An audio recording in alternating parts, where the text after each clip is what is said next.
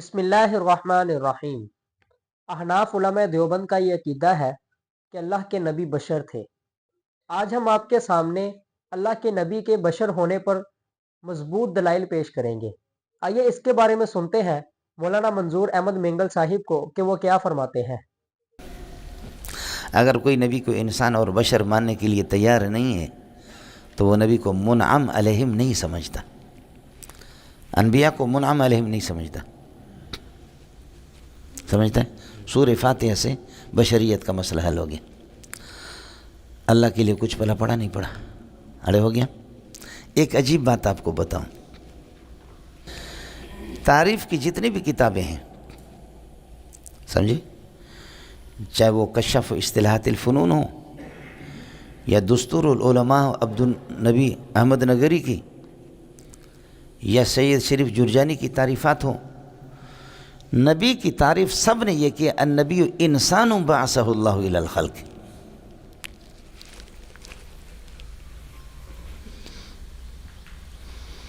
اس لیے اس مسئلے میں بحث کرنے کی ضرورت ہی نہیں ہے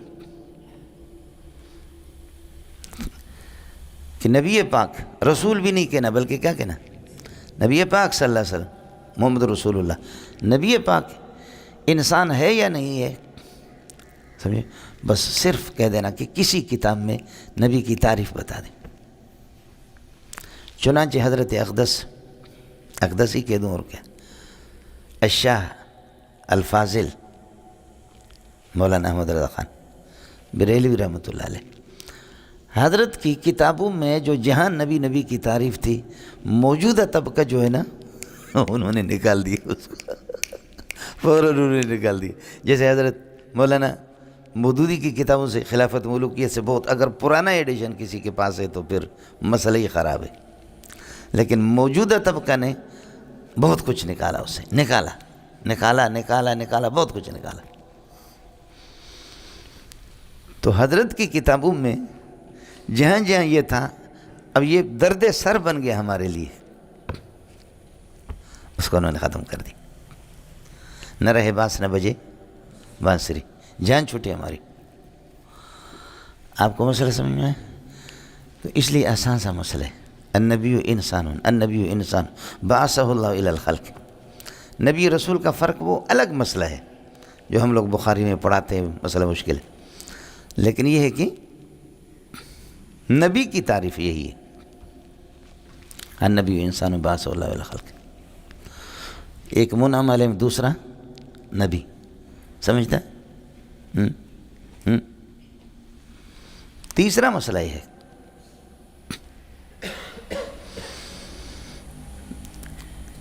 کہ نبی فرشتہ ہے، نبی تو ہوتا ہی انسان ہے۔ اب کہو محمد رسول اللہ ملائک ہے، محمد رسول اللہ کہہ رہا ہوں، اب نبی نہیں کہہ رہا ہوں، محمد رسول اللہ۔ حضرت صلی اللہ علیہ وسلم ملائک ہے، یہ کوئی بھی اس کے قائل نہیں ہے کہ فرشتوں میں سے،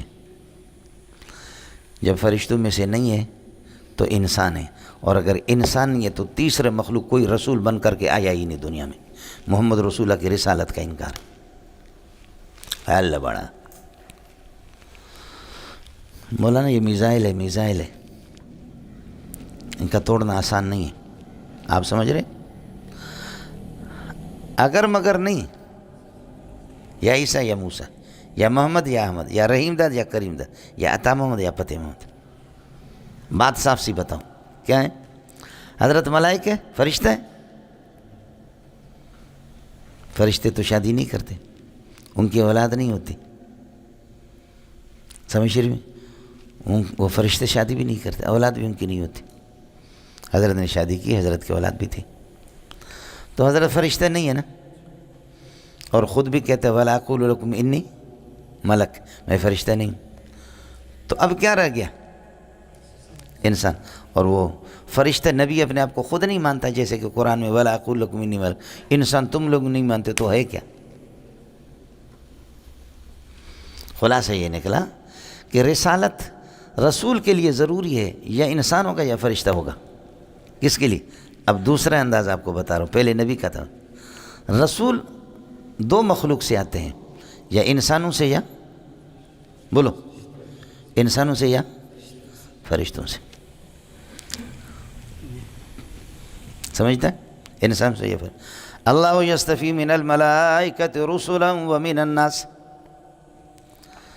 اللہ یستفی من الملائکۃ رسلا ومن الناس، یہ صرف دو قسم کے رسول آئے دنیا میں،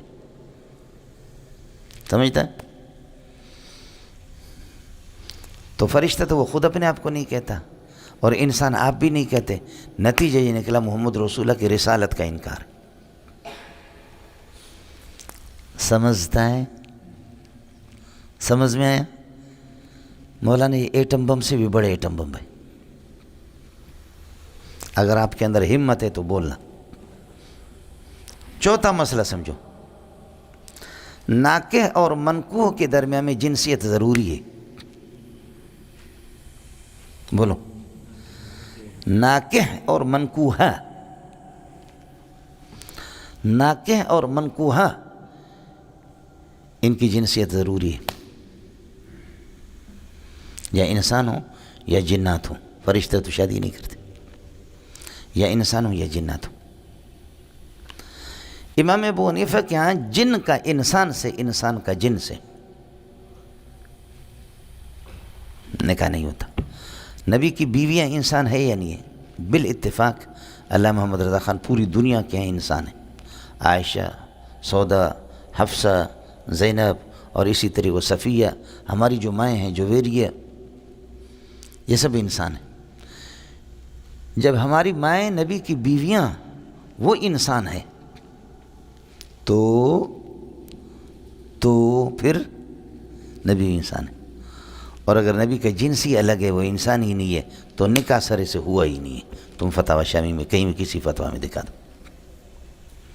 لو ہم نے تجھے دل دیا ہے، کیا یاد کرو گے؟ کچھ بلا پڑا؟ یہ چار باتیں ہوگی، سمجھے؟ ہاں، مسئلہ ہے ہاں۔ امام شافعی، امام مالک، احمد بن حنبل کے ہاں جنات کے ساتھ نکاح کی اجازت ہے، حالانکہ جنات نکاح، سمجھے؟ لیکن ہم تو حنفیہ سے بات کر رہے ہیں نا۔ علامہ محمد رضا خان نے تو کیا ہے، در مختار کی شرح بھی لکھی ہے، جد الممتار، دبئی سے بھی چھپتی ہے، 30 جلدوں میں۔ آدمی غضب کا تھا، سمجھے میں لوگوں؟ ہر انسان کی تفردات بھی ہوتے علماء کے، لیکن آدمی ہے پڑھنے کی، سمجھ شریف میں پڑھنے کی چیز ہے، اور عربوں کے ہاں بھی بہت اب اس سے فقاہت میں لوگ استفادہ کرتے ہیں، سمجھ شریف میں ہے کہ نہیں؟ تفردات اپنی جگہ پر ہے، لیکن یہ لوگ موجودہ جو لوگ ہیں، یہ احمد رضا خان کو ماننے والے بھی نہیں ہیں۔ علامہ محمد رضا خان یہ کوئی مستقل الگ چیز ہے، جیسے کہ ہم لوگ دیوبندی ہے۔ اگر میں آپ سے پوچھوں کہ دیوبندیت کے اصول کیا ہے اور دیوبندیت کے ارکان کیا ہے، جیسے نماز کے ارکان ہوتے یہ ہوتے، تو انشاءاللہ یہاں کسی کو بھی پتہ نہیں، اور پتہ کر کے آ جانا۔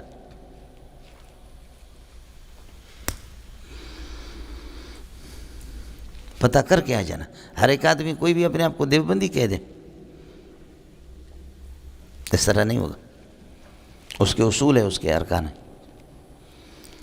امام ابو حنیفہ کے ہاں جنات کے ساتھ نکاح کی اجازت نہیں ہے، ائمہ ثلاثہ سے اجازت دیتے، امام صاحب اجازت نہیں دیتا، سمجھے؟ اس لیے کہ ناکح اور منکوحہ کے درمیان میں جنسیت، ان کا جنس الگ ہے۔ تسخیر جن کی بھی امام ابو حنیفہ اجازت نہیں دیتا، اور نکاح بالجنیہ کی بھی اجازت نہیں دیتا۔ پانچویں بات، چھٹی بات سمجھو، والد اور مولود میں جنسیت ضروری ہے۔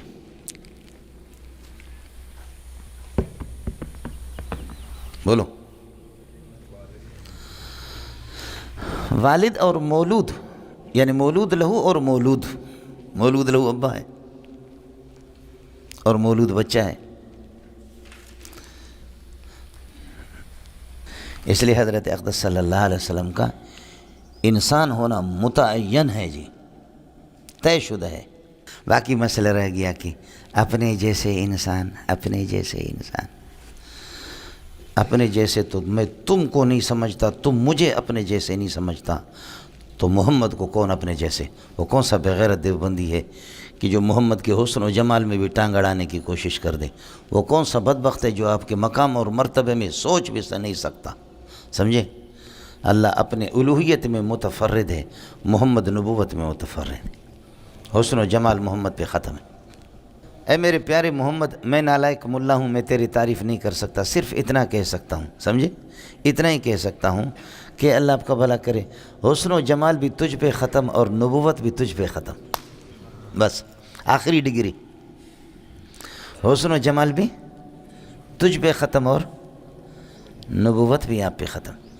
جیسا کہ آپ نے اللہ کے نبی کے بشر ہونے پر عقلی اور نقلی دلائل سنے، اللہ تعالیٰ جو سنا گیا اس کو سمجھنے کی اور اس پر عمل کرنے کی توفیق عطا فرمائے۔ وما علینا الا البلاغ۔